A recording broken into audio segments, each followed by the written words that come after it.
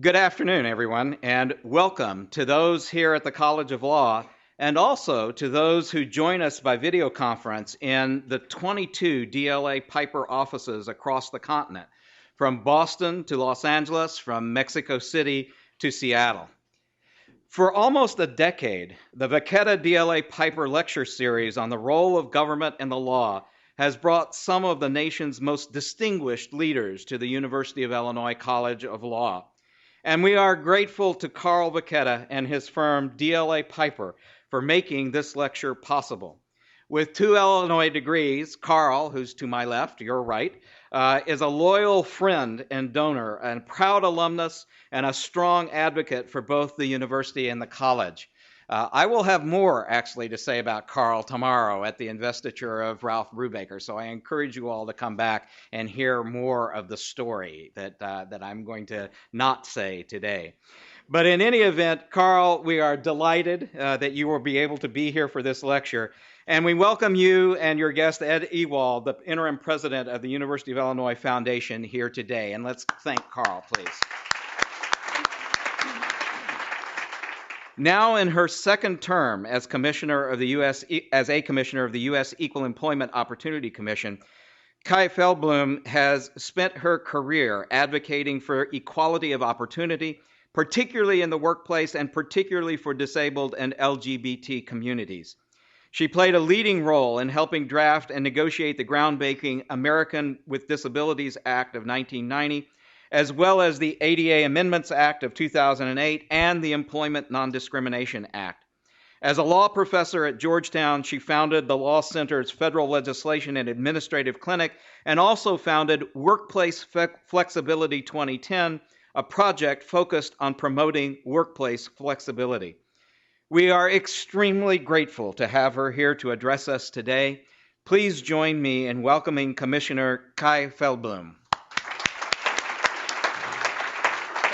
So much. Well, thank you so much for inviting me to deliver this year's Vacketta DLI Piper Lecture on the role of government and law. As a longtime government geek, it's a total honor and actually pretty cool to be asked to give this lecture. And I specifically want to recognize Carl and his law firm, DLI Piper, for supporting this lecture series. So I want to reflect on the legacy and the promise, fulfilled and not yet fulfilled, of the Civil Rights Act of 1964, a law that you know passed just over 50 years ago. And in particular, I want to focus on the issue of gender equity, the advances that have occurred over the past decades, and the significant work that still needs to be accomplished. So here's the framework I want to use in discussing this issue with you. I believe that to achieve any real social change, we need 3 variables to operate in concert: law, policies and practice, and social norms. We need those 3 operating together to achieve any real social justice goal. Now, what I mean by law is the text of a statute that's passed by a legislature, federal or state or local legislature, the regulations and guidance that an agency might issue to implement that law, and any court decisions that are issued interpreting some of those words, either of the statute or the agency regulations. In other words, lots of words. By policies and practice, I mean how and whether the words of the law and the regulations are actually absorbed into the sinews of whatever entity is regulated by those laws or regulations. Are the requirements of the law truly reflected in the daily policies in practice in that entity? And by social norms, I mean what the majority of people across the country actually think about that social justice goal? Do they think it's actually something that's right? Because until you get a tipping point of the majority of people actually agreeing with that social justice goal, it doesn't matter how many words on paper you have, doesn't matter how many policies in practice, we are not going to achieve that social justice goal. So as I said, these three elements work in concert. It's like this elaborate dance, this dialectical experience, right? Because you often need a law to be enacted in order for some regulated entity to decide to put policies in practice. And having that law and policies in practice in place can sometimes actually shift the social norm in terms of what's understood to be right. And then those changes in social norms actually sometimes make the law and regulations and the policies work better because the regulated entity understands them better and general people are actually complying. Okay, and I left my water there. Can you? Thank you. So let's think about this framework in terms of the anti-discrimination provisions of Title VII as they relate to sex, right? Because that's the first variable, law. Now, the various titles of the Civil Rights Act prohibit discrimination on various bases, race, color, national origin, religion, in different areas. And Title VII prohibits private employers and governmental employers from discriminating on the basis of race, color, national origin, religion, and sex. Now, when the Civil Rights Act was first introduced in 1963, it did not include sex as part of the prohibited discrimination in employment. Now, the myth has arisen that Congress had never dealt with, had never even thought about sex discrimination in 1963, and sex was added on the House floor suddenly by a Southern congressman who opposed the Civil Rights Act, 1964, and was trying to add it in as a poison pill. If it got in, then ultimately the whole bill would not pass. And in fact, that congressman did not vote for the Civil Rights Act after he voted for his own amendment. Now, part of that story is true, but mostly it's just flat wrong in terms of why sex was initially not included and then why it was included by this congressman. See, the reality is that Congress had been having the debate about sex discrimination for decades, for essentially 4 decades before the 1963 Civil Rights Act was introduced. But it wasn't having that debate in the context of a bill, a law that would regulate private employers. It had been having that debate in the context of the proposed Equal Rights Amendment to the federal Constitution, which of course had to be passed by both houses of Congress before it could go to the states. The National Women's Party had been pushing for an ERA since the 1920s. And by 1940, the language of the ERA read as follows, quote, "Equality of rights under the law shall not be denied or abridged by the United States or by any state on account of sex." So if that amendment had passed, that would mean no federal law, no state law could take sex into account in that law. Now, as you know, the ERA was not passed by Congress until many years later and then sent to the states where it ultimately was not ratified. And the reason that was the case was that in the 1950s, the women's groups and the unions pushed for a second sentence to be added to the ERA, and they got that second sentence in. And that second sentence said, "The provisions of this article shall not be construed to impair any rights, benefits, or exemptions conferred by law upon persons of the female sex." Okay, so the first sentence said no law can take sex into account, and the second sentence said, oh, but you can take sex into account if the law confers rights, benefits, or exemptions just on women. So what was going on here? Combination of practical politics and social norms. See, as a matter of social norms, the assumption at the time, in 1950, was that women were actually different than men. You know, the real job of women was to be wives and mothers, not to be employees in the labor market. And as a practical political matter, unions and women's groups had successfully gotten laws enacted in various states, and then not only enacted but upheld against constitutional challenge, when those laws applied only to women, right? So there was a maximum number of hours that women could work, or overtime paid only to women. And then they had been upheld against constitutional challenge on the grounds that women were different than men, right? They're supposed to be wives and mothers, and so these laws were intended to help them. So these groups, the unions and the women's groups, did not want the ERA passed with just that blanket sentence. And the National Women's Party was not going to go for an ERA that had that second sentence.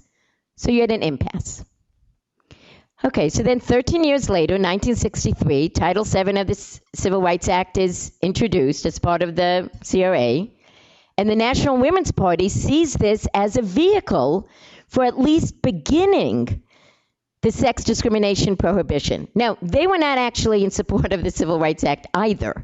There were a lot of racists in that party who did not want to have this prohibition that applied to private employers. Okay, they were fine about prohibitions on what the government could do, but not regulating private employers. But they figured if that law was going to pass, they sure as hell wanted women in it.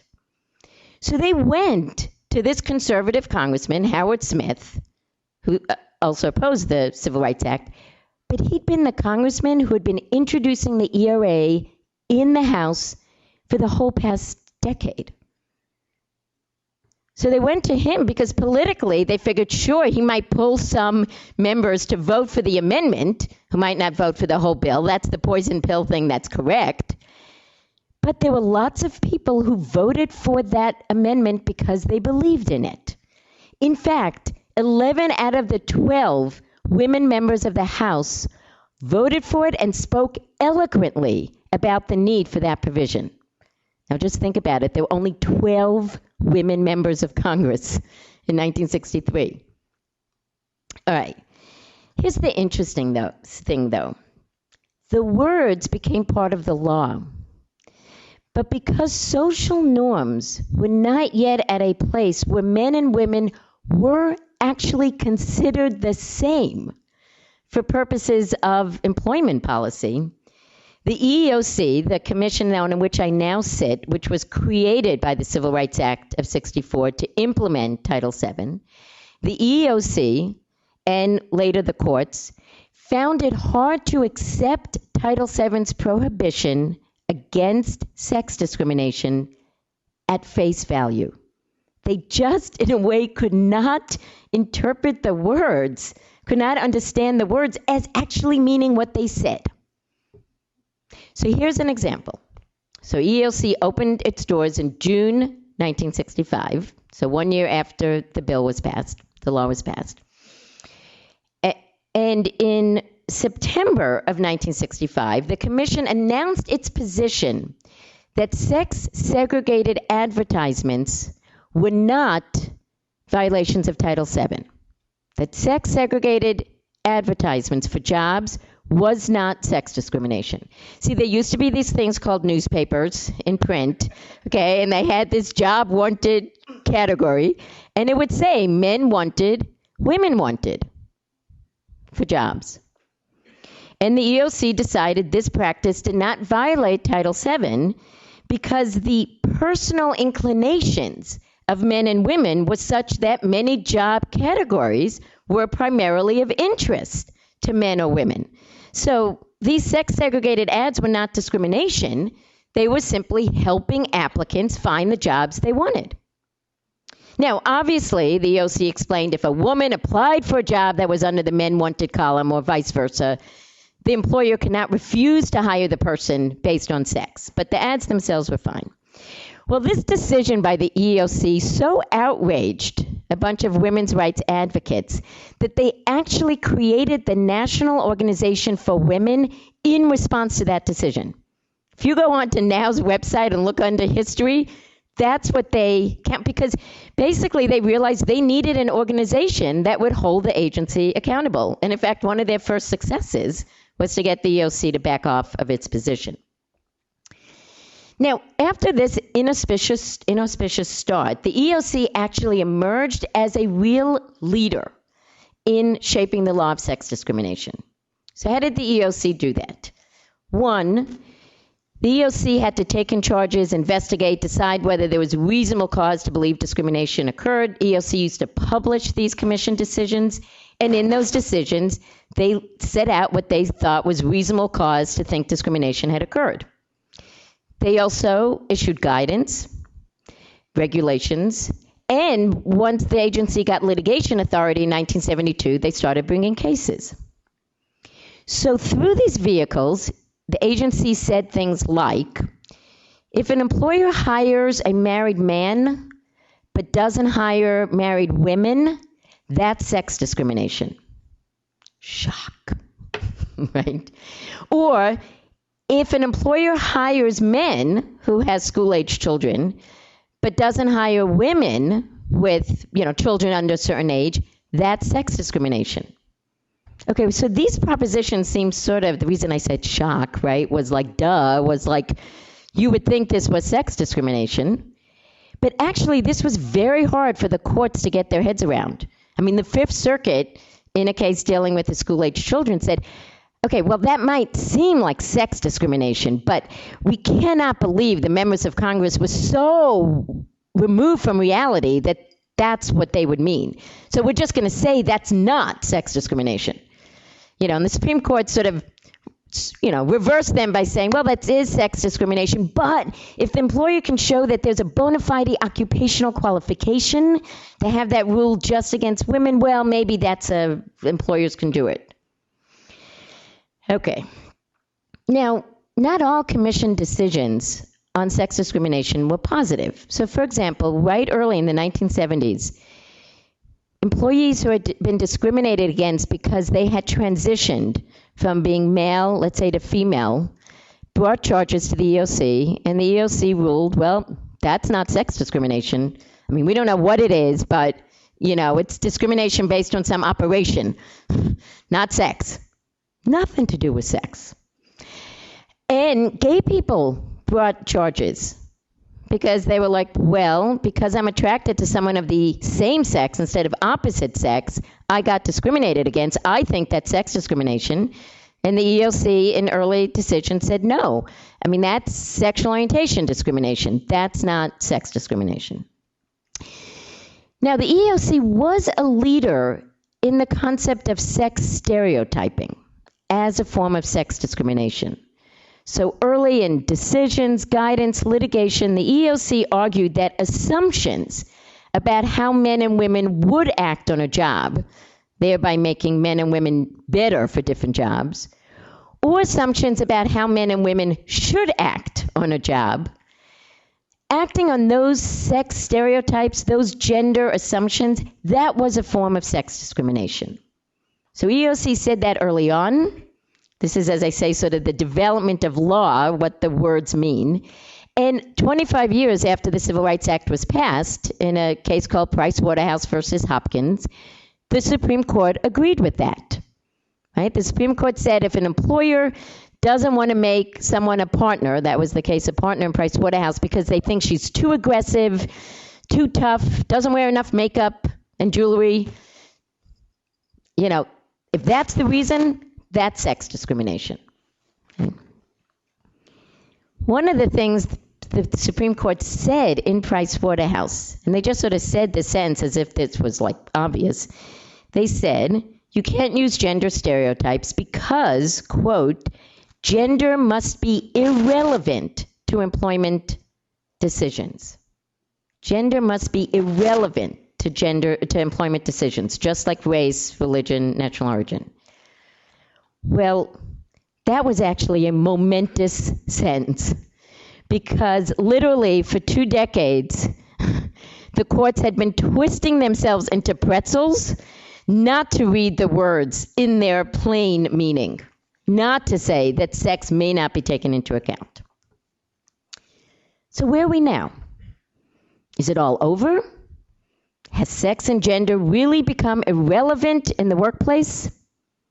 Newsflash, no. In fact, it's sort of mind-blowing how much it's not over. We are so not where we need to be in terms of gender equity in the workplace. So I want to highlight a few areas where we're not where we should be and offer some steps for moving forward. And this is partly based on issues that I've been working on at the EOC for the past 4 years. I will tell you that entering the government was this totally odd experience. I mean, I'd been a law professor for 20 years, running programs, clinics. I felt when I joined the government, it was such a different country, I should have been given a passport and a dictionary. I mean, so I thought I would be there for 3 years, then go back to Georgetown, pick up my life, continue teaching. I love teaching. And then it was clear that a lot of the stuff I had helped start, there was no way it was going to get done. And I decided, I'm just going to give up my tenure at Georgetown and do a second term at the commission, assuming the president appointed me and the Senate confirmed, and that is what happened. Among the miracles that happened. Okay, so 3 areas. 1, sexual harassment. The amount of sexual harassment that is going on in our workplaces today is nothing to me short of horrific. And I will tell you, this is something I did not really get until I became a commissioner and started seeing these cases come across my desk. Because we see this particularly in low-wage jobs, in teenagers who are working at restaurants, migrant workers who are working in the field. It's horrific.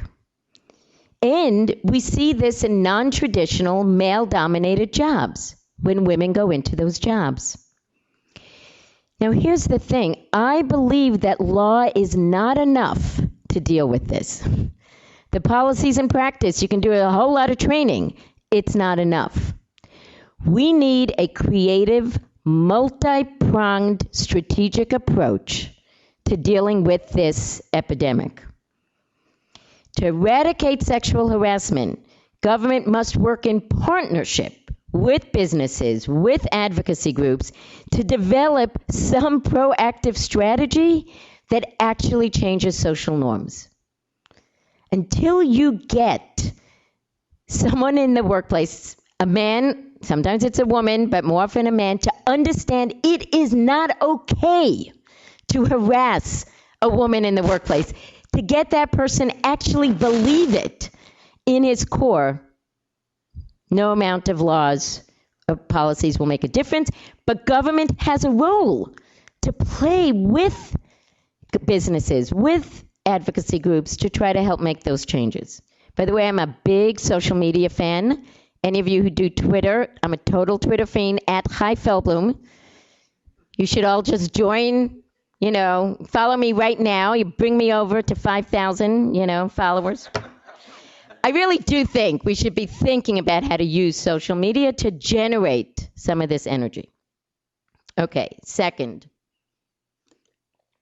accommodations for pregnant workers. Now, EOC took the lead in saying if you discriminate against a pregnant woman, that's a form of sex discrimination. The Supreme Court did not agree. That was like, no, that's pregnancy discrimination. That's totally different from sex discrimination. And Congress, because there is this dance, right, between agencies, courts, Congress can then change, and Congress passed the Pregnancy Discrimination Act that said, no, discrimination based on pregnancy is sex discrimination. And 2, a pregnant worker must be treated the same as other workers, similar in their ability or inability to work. That's what they said in the law. Well, we have tons of employers today who will give male or female employees who have been injured on the job or who have a disability under the ADA, they will give that person modified job duties. So again, this is most important for folks working in manual jobs. They will give those folks modified job duties, light duty, whatever. Obviously, for those injured on the job, they're doing it to keep their workers' comp costs low. For folks who have disabilities, they're doing because they have to based on the law. But they will not give those same accommodations to a pregnant worker who needs a similar modification. And those workers get either put on unpaid leave or get fired, which is precisely when they could use their health insurance. Now, this past June, we at the EOC issued new guidance interpreting the Pregnancy Discrimination Act as requiring equal accommodations for pregnant women in such situations. And in so doing, the legal approach we took was different than any approach that had been taken in a court who had considered the issue. But it's what we thought was the right way to read those words. Treat the pregnant woman limited in work the same as other workers similarly limited. Now, the Supreme Court has taken a case called Young versus UPS that addresses this precise question. I certainly hope they agree with us, because if they do, that will help thousands of pregnant women, particularly women in low-skilled, often more lower-income jobs, to get the accommodations they need. Okay, third, pay equity. Well, this is obviously a huge issue. Now, some of the pay equity actually comes from blatant discrimination. Women and men in basically the same jobs, and the women get paid less. I mean, that is still happening. I've seen that in the cases. We've litigated some of those cases. But a lot of the pay disparity is due to the significant gender job segregation that still exists in our workplaces. See, the research shows that if you basically have the same skills and education, but if you go into a female-dominated occupation, you will make less than if you go into a male-dominated occupation. I mean, even with the same skills, education. So that's actually no big surprise, right? But do you know how much gender segregation still exists in our country in jobs? See, it's not so much in the professional occupations. You look at law, medicine, accounting, you actually don't see huge gender segregation. But overall in our economy, almost 40% of women work in jobs that are female-dominated. That is, jobs where over 75% of the employees are women. And over 40% of men work in jobs that are male-dominated, right? Where over 75% of the workers in that occupation are men. Well, that will skew the overall wages of women and men, with men getting more money. Now, again, changing this type of occupational segregation requires an overall multi-pronged strategic approach. Because, of course, this is all based on choices, right? Women are going into those jobs of nursing and waitressing and home care workers, and men are choosing to go into jobs in mining and welding and construction, right? They're all choices. Well, they might be choices, but they're choices that are made within an overall social structure. So, for example, one can bring litigation against employers who are actually not hiring women into those male-dominated jobs, right? And that obviously, the more that you don't do that, the more there aren't role models, and that affects choices. Or we can try to change the policies and practice and the social norms that make it really hard for a woman who does enter a male-dominated occupation to stay there and to get promoted. And we can even do things like our job centers. The federal government puts millions of dollars into job centers to help people find work. Well, it shouldn't be okay that the job centers try to get women the waitressing jobs and the men the welders jobs, right? Because they get the same credit from the federal government just as long as they get someone a job. There's no strategic effort to try to get those job centers to think about trying to push more gender equity in terms of the type of training they're giving. So these are just a few of the gender equity issues that we've been working on at the EOC, and there's plenty yet to do. So, but I want to conclude with a discussion of another legal issue, whether discrimination based on sexual orientation and gender identity is actually sex discrimination. Because actually, interestingly enough, this is not an issue that needs a multi-pronged sort of cultural strategy. It's something where the cultural changes that have happened over the past decades has actually shaped the understanding of the law. Again, this is why I'm saying it's a dialectical dance. So one case to think about, one is Price Waterhouse that I mentioned. The other case is a case called Ankal that was dealing with the same-sex sexual harassment. Supreme Court said they had already said sexual harassment is a form of sex discrimination, something else that the EOC had said first. And it really doesn't matter whether it's male-on-male harassment or male-on-female. And as Justice Scalia, writing for the court, said, I'm sure the 1964 Congress was not thinking about this when they added sex, but it's the words of our statute that govern, not what a legislature may or may have not been thinking about. Because again, if the legislature doesn't like what the words mean, they can come back and change it. Well, after Price Waterhouse and Ankal, transgender folks started bringing charges and started winning in the courts based on the fact that if they were discriminated against because they were transgender, they were being discriminated against based on a gender stereotype. That is, the stereotype that if you were given the designation of male at birth, that's what you should stay as. You should not now be presenting yourself, be a woman, even if that matched up to the gender identity you had felt from the very beginning. So the early cases on this were not even employment cases. One was an Equal Opportunity Act case that prohibited sex discrimination. One was a prison case. But then finally it came into the employment area. The Ninth Circuit, the 11th Circuit said, yeah, that's discrimination based on gender stereotyping.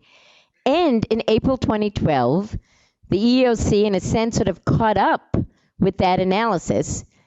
And in a case that we issued in April 2012 called Macy versus Department of Justice, we reversed our previous commission decisions and we said discrimination against a transgender person is per se sex discrimination because it's always based on this gender stereotype.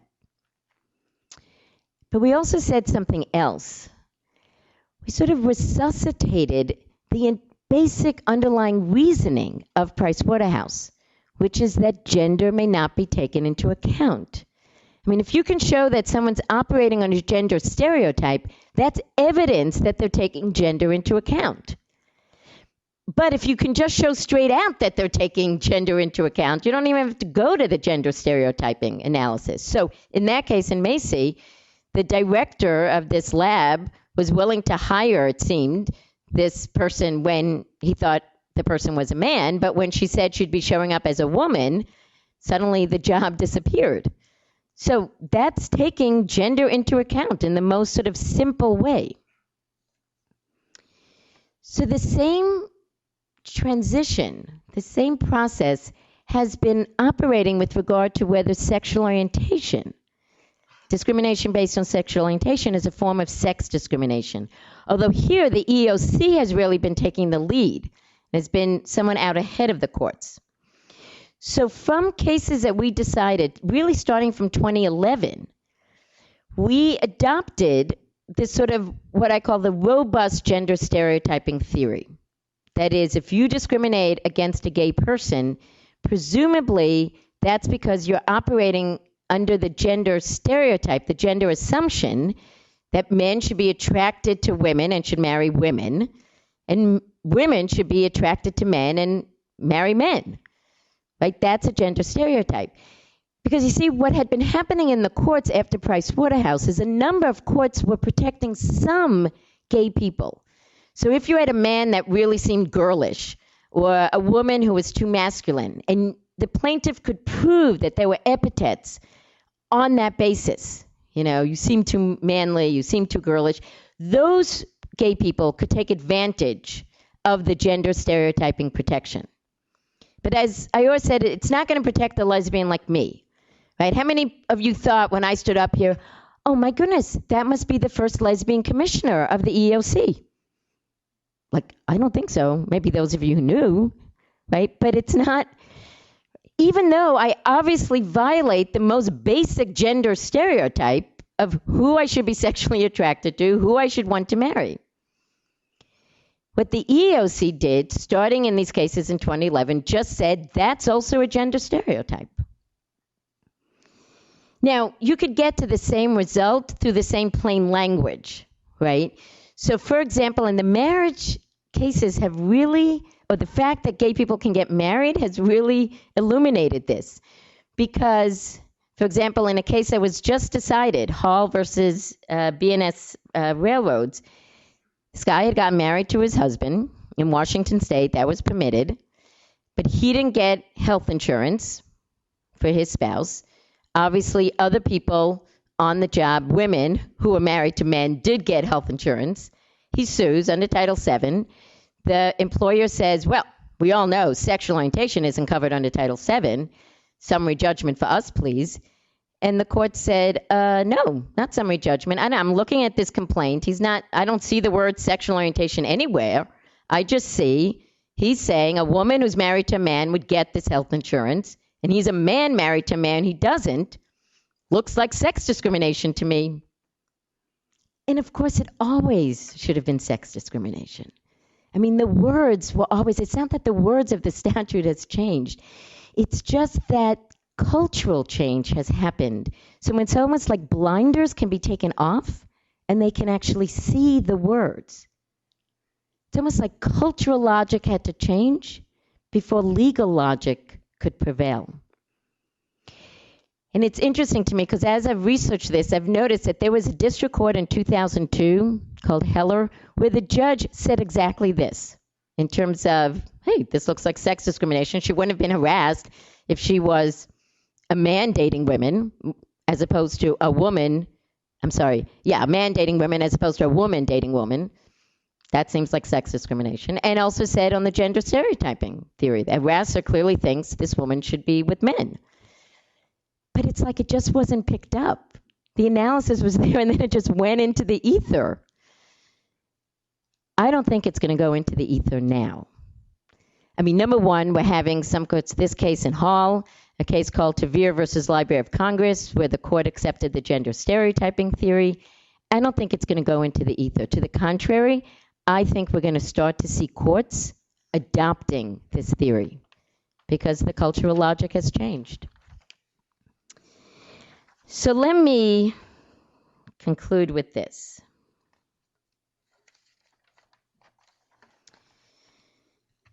"50 years ago, Congress passed Title VII of the Civil Rights Act of 1964 and set us off on a journey in which sex would not be taken into account in the workplace, just as race, color, national origin, religion would not be permitted to be taken into account in the workplace. The journey has not been a simple one, and it's not over yet. But over time, the law has increasingly been understood to cover many forms of discrimination that the 1964 Congress could not have even anticipated. It has generated policies and practice that have advanced gender equity, as well as equity on the basis of race, color, national origin, and religion. And the law has shaped and been shaped by changing social norms. We all need to remain part of this great journey and to do our bit in bringing complete equity to our workplaces so everyone can have a job in which they are considered on their merits, in which they can move as far as they want to move. Thank you so much for your attention and engagement.